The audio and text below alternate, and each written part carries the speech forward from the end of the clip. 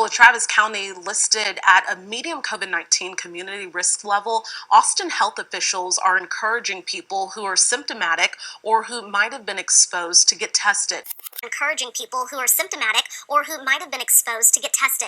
one KXAN viewer came to us with this question: what resources are available for people who are blind or have visual impairment?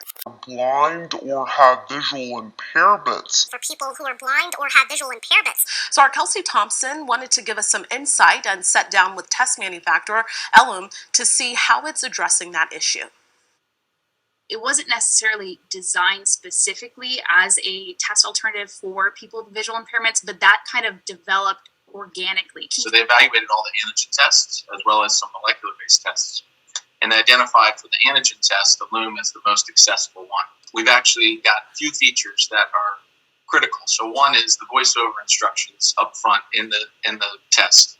Again, that was already established because we felt as though people trying to read the tiny instructions on most of the other competitor ones are very difficult for even the normal vision folks. However, I think in terms of the blind and low vision, having the voiceover is really helpful to walk them through the instructions, and then also through the app. So the app also has digital instructions as you take it, and there's certain labeling that we're working on to make sure those are labeled for the blind as they walk through the process. And they use a screen reader technology, which really enhances the accessibility of our test. And I know earlier this year is when the Biden-Harris administration started their distribution of the free at-home COVID test. And then it was, I believe, earlier this summer that they pivoted and announced this collaboration with Loom on resources of your test for folks who do have low vision or are blind. Can you talk about how that collaboration started in the first place, and what the rollout has been like working with folks who need these specific testing resources?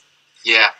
No, I think this all starts with the administration really trying to be focused on addressing all populations with accessibility to healthcare and accessibility to COVID tests specifically.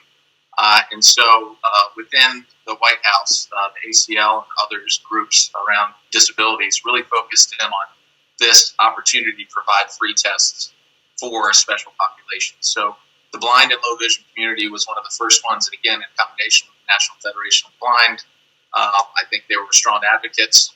They worked closely with us, and based on our current DoD contract, we had already provided tests to the Department of Defense. That's who the DoD is, and to Health and Human Services. And they were able to leverage those tests that we had already provided under our contract to be able to provide to the blind and low vision population.